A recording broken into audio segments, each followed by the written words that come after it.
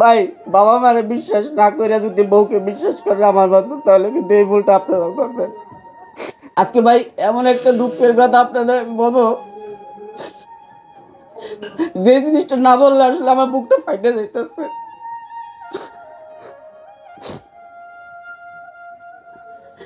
শোনেন, আজকে আপনাদের সামনে একটা কথা বলতে চাচ্ছিলাম, সেটা হচ্ছে সৌদি আরবে মানে দিন রাত খাটার পর একজন মানুষ সারা দিন খাটার পর আবার রাত্রেও তার যেই কষ্ট হয় রান্না বান্না করে খাইতে, এই এত কষ্ট করে বাড়িতে টাকা পাঠাইছি, সেই টাকা পয়সা সব কিছু কিন্তু ভাই ব্রাদার বউ সকলেরই কিন্তু দেওয়া হয়েছে। আজকে বাড়িতে বাড়ি ঘর তৈরি করছি আমার এই কষ্টের টাকা দিয়ে। 5 বছর ধরে প্রবাসে আসছি। বাড়িতে যখন ফোন দেই, বাবা মা আমার স্ত্রী তারা কিন্তু দুজনেই মানে তাদের কাছেই থাকে। কিন্তু আমি একটা জিনিস বুঝতেছি না, আজকে আমি কথাটা বলতে চাচ্ছি না, মানে ইচ্ছা ছিল না বলার, কিন্তু আপনাদেরকে বলতেই হবে যে প্রবাসীদের কষ্টটা যে কি, সেই কষ্টটা আসলে আপনাদের সাথে শেয়ার না করলে নয়। আজকে মানে যখন আমি আসলে প্রথম থেকে বলি যে আমার বিয়ের ঘটনাটা, আমার স্ত্রী সম্পর্কে আপনাদের একটা ঘটনা বলবো। বিয়ের আগে আমি প্রবাসে ছিলাম, তো হঠাৎ করে আমার কফিল বলল কি যে তুমি যদি বিয়ে করতে চাও, যদি বাড়ি যাও বেশি টাইম থাকতে পারবা না। তো বাড়িতে আসছি খুব শর্ট টাইমের জন্য। বাবা মাকে বলছিলাম যে বিয়ে শাদি করব, মেয়ে দেখো। তো গ্রামে মেয়ে দেখছে, আমি হঠাৎ আসছি বাড়িতে, আসার পর বিয়ে শাদি করছি। বিয়ে করার পর কিছুদিন বাড়িতে ছিলাম, মানে মেয়ে মানে যে আমার বউ মনি, নামটা বলেই দিলাম। এই মনি কি করতো, আমাকে তেমন একটা গুরুত্ব দিত না, কারণ প্রবাস থেকে অনেক বছর পর আসছি, চুল পেকে গেছে। সে বলতো যে বয়স হয়ে গেছে তোমার, মানে হাসতে হাসতে বলতো। তো আমি বলতাম যে মনে হয় দুষ্টামি করে। তারপর 3 মাস বাড়িতে ছিলাম।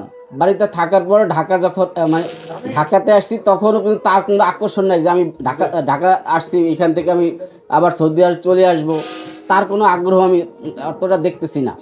মানে আমার কাছে তখন একটু সন্দেহ হইলো। তারপরও মানে সৌদি আরবে চলে আসছি ভাই। 5 বছর হয়ে গেল, এই পর্যন্ত রাত্রে যখনই ফোন দেই, সে বলে কি আমার ওই ভাই ফোন দিছে, আমার বাবা ফোন দিছে, এরকম ঘটনা বলে। আজকে ভাই এমন একটা দুঃখের কথা আপনাদের বলবো,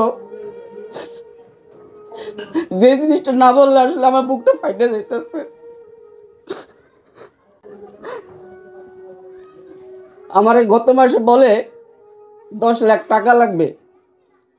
10 লাখ টাকা কিসের? কোথাছে জমিন কিনবো, আমাকে বাড়ির পাশে একটা জমিন আছে, সেই জমিনটা কিনতে হবে।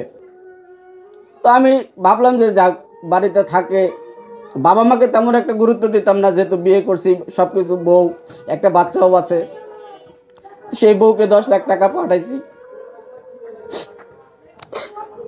ভাই বাবা মারে বিশ্বাস না করে যদি বউকে বিশ্বাস করে আমার মতো, তাহলে কিন্তু এই ভুলটা আপনারাও করবেন। বউর অ্যাকাউন্টে 10 লাখ টাকা পাঠাইছি ভাই, সেই টাকাটা নিয়ে সেই বউ আর একজনের সাথে চলে গেছে। তা আমি যতটা সন্দেহ করছি, তারপরও ভাবলাম যে হয়তো আমারই তো স্ত্রী সন্তান আছে, হয়তো আমাকে ছেড়ে যাবে না, প্রবাসে থাকি, তাতে কি হয়েছে। এখন বিষয় হয়েছে ভাই 10 লাখ টাকা নিয়ে গেছে, যাক, কিন্তু দুঃখটা হচ্ছে আমার এই বাচ্চাটার জন্য। বাচ্চাটা রেখে সে কিভাবে পারলো অন্য একটা ছেলের হাত ধরে চলে যেত ভাই।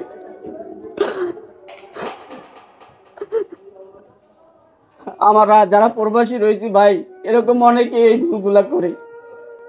আজকে বাবা মাকে বিশ্বাস করি না, নিজে একটা অ্যাকাউন্ট করে রাখি না, যার কারণে বউদের অ্যাকাউন্টে টাকা পাঠানো হয়। আর এইভাবে অনেকেই, আমি আমি আমারও কয়েকজন ঘটনা এরকম আমি শুনছি, কিন্তু আমি ওই সময় ভাই বিশ্বাস করতে পারি না। ভাবছিলাম যে আমার বউ হয়তো অন্যরকম, আমার বউর মতন ভালো বউ হইতে পারে না এরকম। কিন্তু সে যখন রাত্রে ইমোতে কথা বলতো, আমি ইমোতে যখন তাকে নক করতাম সে তখন ব্যস্ত পাইতাম, হোয়াটসঅ্যাপে দিতাম তখন ব্যস্ত পাইতাম, আমার সাথে কথা বলার তার সময় থাকতো না।